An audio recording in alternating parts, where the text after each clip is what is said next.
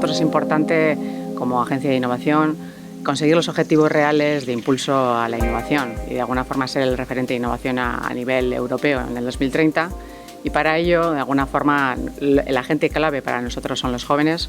El impulso de la ciencia, la tecnología y la innovación son elementos claves de actuación, de generación de competencias, y desde que somos pequeños tenemos que ir adquiriendo esos conocimientos para poder competir a nivel europeo, a nivel internacional.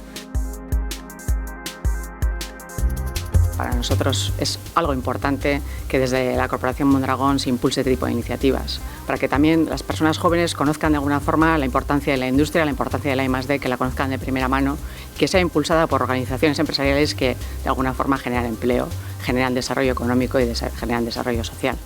Por lo tanto, qué más que nuestro máximo agradecimiento, impulso y trabajo y actividad conjunta, porque la colaboración es uno de los elementos claves y es el ADN de esta iniciativa y de este proyecto.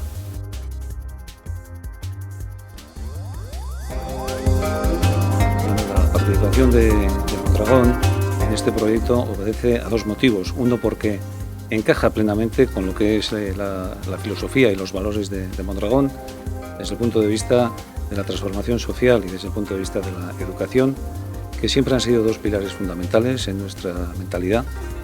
Y luego también por un interés, que al final tenemos que ir haciendo cantera, tenemos que ir generando valores en los jóvenes que luego permitan que nuestras empresas puedan seguir siendo competitivas.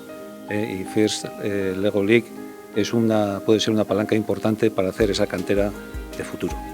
Por otro lado, también nuestra colaboración con Innovask no solamente se va a limitar a este proyecto. Nosotros seguiremos colaborando y además seguiremos propugnando desde la corporación de que las cooperativas se impliquen también en este proyecto.